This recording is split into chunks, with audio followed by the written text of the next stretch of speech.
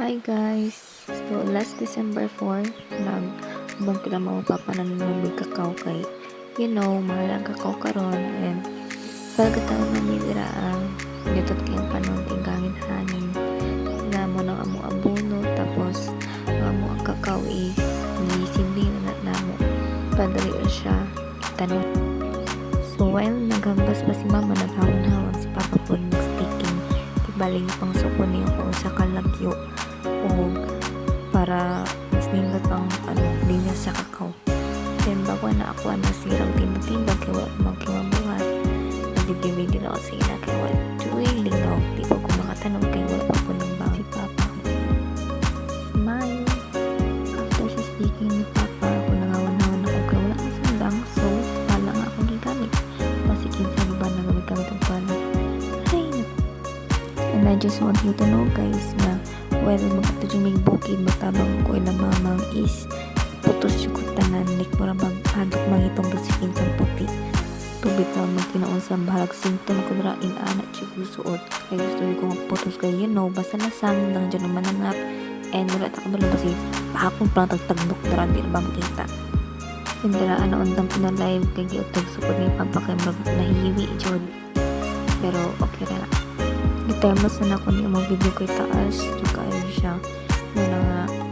kung magbot ang video sa nung December dyan niyan di yun ako tagas Charles kadra it's live ang babae as you can see ang amo adjong buki is bagnot juga siya muna ako mamadra kay nagkasakara sa lang pod and kita man ninyo ang sagbot is siya madaglani o kuan niya para pa dun ang ako ang gamit nagdugay di ko mahuman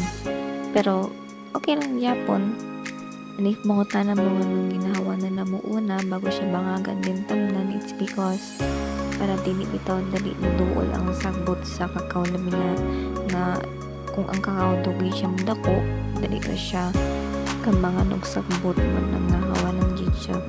balag kung sa kalapad pa sa kay ngawanan lang siya bago siya bangagan and tamnan ko.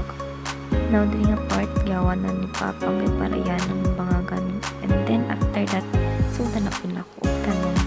So, ang bangagan na is, depende ng pod ko kung saka talong. And then, is nakuha ako kakao kay ako nang ipang tagtag sa kada bangag ni Papang. And, ang amuan yung sidling is, hindi siya as in, tako, tama-tama lang nga, mutubo sa ang liso nga buhi. And then, manana is, ko drag ko ang giuna ginakukuha ang sa babaw kay para dili mabali kay kung bali na siya 50-50 nga mabuhi. So while natiwas ubangan si Papa lingkod-lingkod lang sa ako kay dili pa man samdaghan ang gibang ni Papang and naman ana ako naginahinin ako tagtag o sidling kay para may nahinin na sabi na ako o tanom kay masindot lang ko ng ganid ang agi anandaraan na pundon ko kay na adik ilaga pati yun yung dakuha guys so kay liambak na kong ilaga siya dali anatan yawa sa dito nagkuha na tandra o kakao and abono na ang abono is because purpose niya is kung magtubo ng kakao mabuhay na siya makasuyop na ang kakao kaya ugat o abono which is magpatambok sa iya may pangkakaw ko'y matambok kaysa sa nagtanong payaters kay so bago ko nag-start ako sa dili pataas ang jacket kay basta lugaw and kung dili ka ni patag ang bangag ako sa gijanggi patangan o yuta nga katong gipambot ng ni Papa sa taplin yung pagkahuman ana well di pa siya patag na yung mga something ugat-ugat ko ang dyan na siya tapos ako lang gituot ang lawa sa sidling kay para pagbirawan na ang silipin is talika siya sa hawiran ang iyahang ibalik punuan para while pagkuha sa silipin dili mamungkag ang yuta and after ibot ang ngayon na siya dra sa ang yuta and then kabunan na yun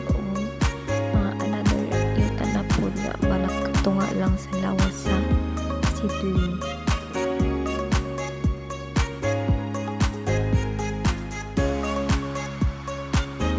And after that, magpaay ng abono balang isa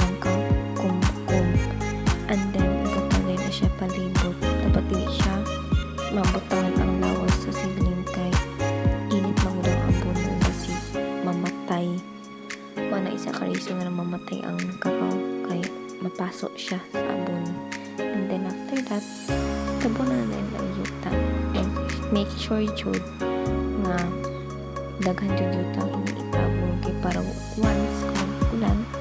dili makuanan og tubig ang dili makabkab ang yuta nga gitabon sa seedling. And we're done. Thank you so much, honey pies, for watching. See you on my next vlog. Bye!